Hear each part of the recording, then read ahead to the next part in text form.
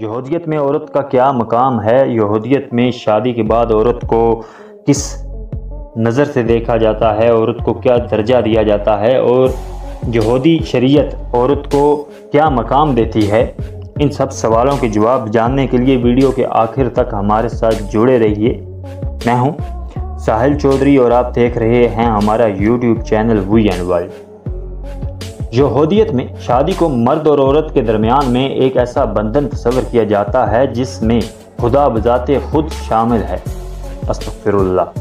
گو کہ ان کے یہاں شادی کا واحد مقصد افزائش نسل نہیں ہے، لیکن اس عمل کو افزائش نسل کے ربانی حکم کے پورا کرنے کا ذریعہ بتایا گیا ہے۔ اسی مقصد کے پیش نظر جب مرد و عورت شادی کے رشتے میں منسلک ہوتے ہیں تو انہیں یکجان دو قلب سمجھا جاتا ہے۔ اگر کوئی یہودی مرد شادی نہ کرے تو تلمود کی نگاہ میں وہ ایک نامکمل مرد ہے۔ عصر حاضر میں بعض یہودی فرقے ہم جنسی کی شادی کو درست سمجھتے اور افزائش نسل کے مقصد کو کم تر خیال کرتے ہیں۔ یہودیت کے ازدواجی نظام پر نظر ڈالی جائے تو معلوم ہوتا ہے کہ ان کے یہاں عورت کا مقام نہایت ہی پست ہے، اور اس کی وجہ یہ نظریہ ہے کہ ہوا نے آدم کو ممنوع پھل کھانے پر اکسایا اور اسی وجہ سے وہ جنت سے نکالے گئے، اور اسی بنا پر عورت کو مرد کی غلامی، حیض جیسی ناپاکی اور حمل کے درد کی سزا ملی۔ ان کی کتاب بائبل میں ہے، میں تیرے درد حمل کو بہت بڑھاؤں گا، سو درد کے ساتھ بچے جنیں گی، اور تیرے رغبت اپنی شوہر کی طرف ہوگی اور وہ تجھ پر حکومت کرے گا۔ تمدن عرب میں یہودی معاشرے میں عورت کی حیثیت ان سخت الفاظ میں بیان کی گئی ہے، گھوڑا اچھا ہو یا برا اسے مہمیز کی ضرورت ہے، اور عورت اچھی ہو یا بری اسے مار کی ضرورت ہے۔ یہودیت میں عورت کی شادی خاوند کی خدمت اور اولاد پیدا کرنے کے لیے ہے۔ اگر کسی کے ہاں کئی سال تک اولاد نہ ہو تو وہ بلا جھجک دوسری شادی کر سکتا ہے، اور اس کام کے لیے اسے اپنی بیوی سے کچھ کہنے سننے کی ضرورت نہیں ہے۔ جیسا کہ بائبل میں ہے، بیویاں کرو تاکہ تم سے بیٹے بیٹیاں پیدا ہوں، اور اپنے بیٹوں کے لیے بیویاں لو اور اپنی بیٹیاں شوہروں کو دو تاکہ ان سے بیٹے بیٹیاں پیدا ہوں اور تم وہاں پھلو پھولو اور کم نہ ہو۔ نکاح کے قانون کی طرح طلاق کا قانون بھی یہودی روایات میں عورت کی مظلومیت کی داستان سناتا ہے۔ یہودی مرد جب چاہیں چھوٹی سی بات پر طلاق دے دیتے ہیں، اور ان کو یہ حق ان کے مذہب نے دیا ہے۔ بقول مولانا ابو الکلام آزاد، یہودیوں کو ان کے مذہبی تعلیمات کے ذریعے سے یہ حق حاصل ہے کہ وہ جب چاہیں ایک ادنے سے معاملے پر عورت کو گھر سے نکال باہر کر سکتے ہیں۔ اگر کسی عورت کا شوہر مر جاتا تو اسے دوسری شادی کا حق تو تھا، مگر صرف اپنے شوہر کے بھائی سے، اس کے علاوہ کسی اور سے شادی نہیں کر سکتی، اور اسے اسی شادی پر مجبور کیا جاتا۔ یہودیت میں تعدد الازواج کی اجازت بھی تھی، لیکن اس کی کوئی حد مقرر نہیں ہے۔ ایک مرد جتنے چاہتا شادیاں کر سکتا ہے۔ سید امیر علی لکھتے ہیں، نبی موسیٰ کے وقت سے پہلے بنی اسرائیل کے یہاں تعدد ازواج کا دستور تھا۔ نبی موسیٰ نے اسے قائم رہنے دیا، یہاں تک کہ انہوں نے اس کی کوئی حد مقرر نہ کی کہ ایک یہودی مرد بیک وقت کئی عورتوں کو اپنے نکاح میں رکھ سکتا ہے۔ شادی کی کم از کم عمر کیا ہونی چاہیے، اس بارے میں کوئی واضح ثبوت یہودیت میں نہیں ملتا۔ البتہ تلمود کی روایات سے معلوم ہوتا ہے کہ شادی کے لیے کم از کم عمر 12 سال ہونی چاہیے۔ مولانا ظفیر الدین یہودیت کے قانون ازدواج کو بیان کرتے ہوئے لکھتے ہیں، یہودی قانون میں ہے جس کی لڑکی 12 سال کی ہو جائے اور وہ اس کی شادی نہ کرے اور اس لڑکی سے کوئی گناہ سرزد ہو جائے تو وہ گناہ اس شخص پر ہوگا۔ لڑکی کی عمر کا تو پتہ چل گیا کہ کم از کم 12 سال کی عمر کا نکاح کیا جا سکتا ہے، جبکہ مرد کی عمر کے بارے میں یہ ہے کہ اس کی شادی کی عام عمر 18 سال۔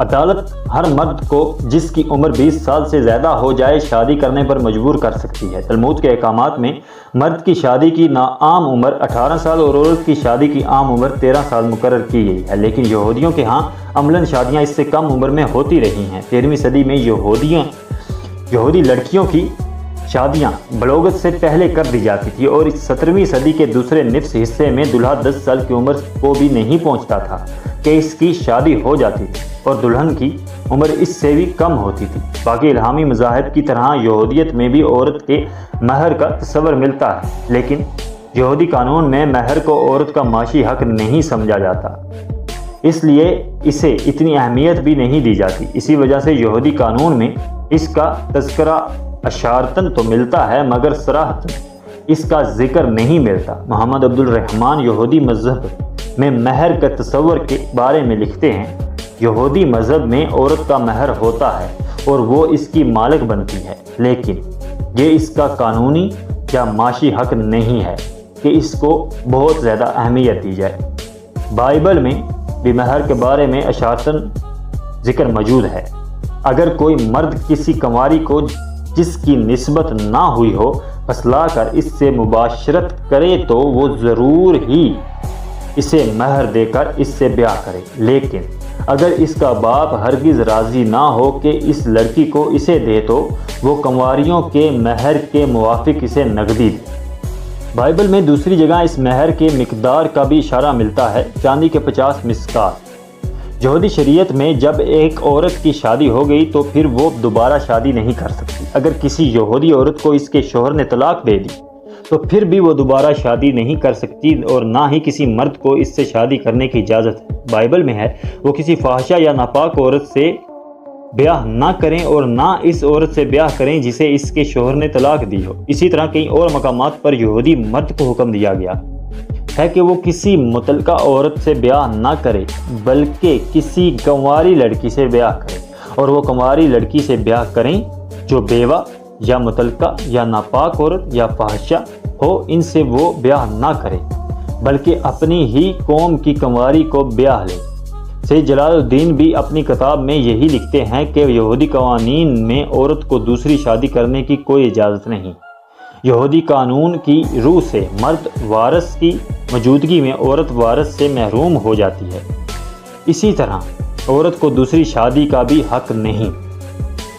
حافظ ضیاء الدین نے یہودی قانون میں عورت کی دوسری شادی کی پابندی کو عورتوں پر بہت بڑا ظلم قرار دیا ہے۔ اسی طرح اگر ایک مرتبہ عورت کی شادی مرد سے ہو گئی تو یہودی شریعت میں اس عورت کو دوسری شادی کی کسی صورت اجازت نہیں۔ اس سے واضح ہوا کہ عورت پر ظلم و ستم کی یہودیوں نے انتہا کر دی۔ یہ تو اس عورت کے نکاح کا بیان تھا جس کو اس کا شوہر طلاق دے، اور اگر کسی عورت کا شوہر مر جائے تو اس کے لیے یہودی قوانین میں ہی حکم ہے اور رواج تھا کہ وہ اپنے شوہر کے بھائی سے شادی کرے، اور اس شادی سے ہونے والا پہلا بچہ بھی اس کا نہیں بلکہ اس کے مرحوم بھائی کا ہوتا ہے۔ اگر اس کے شوہر کا بھائی شادی کرنے سے انکار کر دیتا تو پھر اسے اس بات پر مجبور کیا جاتا ہے، اور اگر وہ پھر بھی نہ مانے تو اس کو عمر بھر کی ذلت کا سامنا کرنا پڑتا ہے۔ جب یہودی عورت کا شوہر مر جاتا ہے تو اب اسے اپنے شوہر کے بھائی سے لازمی شادی کرنا پڑتی ہے، اور اس شادی میں ایک طرف تو لڑکے کو مجبور کیا جاتا ہے اور دوسری طرف عورت سے بھی اس کی رضا نہیں پوچھی جاتی، اور اس شادی سے ہونے والی پہلی اولاد بھی اس پہلے خامد ہی کی شکار ہوتی ہے۔ بقول شبلی نعمانی، یہودی مذہب میں بیوہ عورت ایک بھائی کے مرنے کے بعد اس کے دوسرے بھائی کی ملکیت ہو جاتی ہے اور وہ جس طرح چاہتا ہے اس سے معاملہ کر سکتا ہے۔ اس زن و شوئی تعلق میں عورت کی مرضی کا کوئی اختیار نہ تھا بلکہ اس کی حیثیت مجبور کسی ہوتی ہے۔ اغونا ایک عبرانی اصطلاح جو اس عورت کے لیے بولی جاتی ہے جو شادی نہیں کر سکتی، کیونکہ وہ یہودی شریعت کی روح سے اب تک ایک ایسے شخص کے ساتھ شادی کے بندھن میں بندھی ہوتی ہے جس کے ساتھ وہ نہیں رہتی۔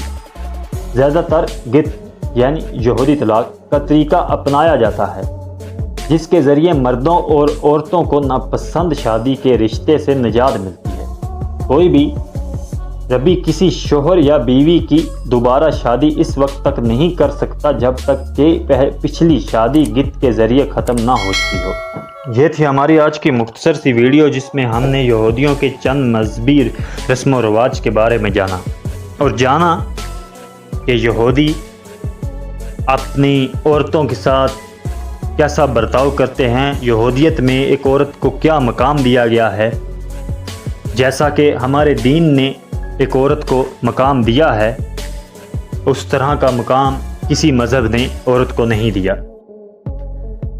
ہمارے دین نے حکم دیا ہے کہ بیوہ عورتوں سے بیاہ کرو۔ ہمارے نبی پاک صلی اللہ علیہ وآلہ وسلم نے بذات خود بیوہ عورتوں سے بیاہ کیا، اور ہمیں بھی نکاح کا حکم ہے۔ لیکن اس کے برعکس اگر ہم ان یہودیوں کو دیکھیں تو ان میں ایک عورت جو بیوہ ہے یا ایک عورت جسے طلاق ہو گئی ہے، اس کا معاشرے میں کوئی حق نہیں اور اس کو کوئی اہمیت حاصل نہیں۔ امید کرتا ہوں کہ آپ کو یہ ویڈیو اچھی لگی ہوگی، اور اگر ویڈیو اچھی لگی ہو تو لائک کیجئے، کمنٹ کر کے اپنی رائے کا اظہار ضرور کیجئے۔ چینل پر نئے ہیں تو چینل کو سبسکرائب ضرور کیجئے۔ اگلی ویڈیو تک کے لیے مجھے اجازت دیجئے، تب تک کے لیے اللہ نگہبان۔